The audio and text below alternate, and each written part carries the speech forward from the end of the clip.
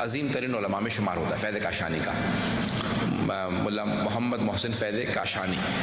تو انہوں نے اپنی تفسیر صافی میں لکھا ہے، تفسیر میں لکھا ہے کہ سارے صحابہ نے رسول خدا سے سوال کیا، یا رسول اللہ، اللہ نے آپ سے کلام کیا؟ کہا خود اللہ نے کلام کیا؟ کہا کہ اللہ کی آواز کیسی ہے؟ کہا کہ یہ تو میں نے خود اللہ سے سوال کیا۔ یا رب پروردگارا انت کلمنی ام علی، پروردگارا کیا تو مجھ سے بات کر رہا ہے یا علی مجھ سے بات کر رہا ہے؟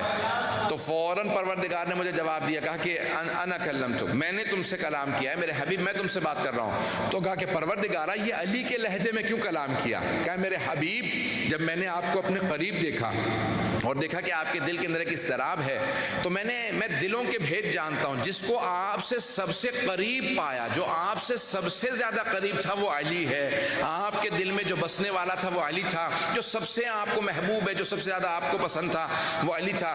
اے میرے حبیب اس لیے میں نے علی کے لہجے میں آپ سے کلام کیا۔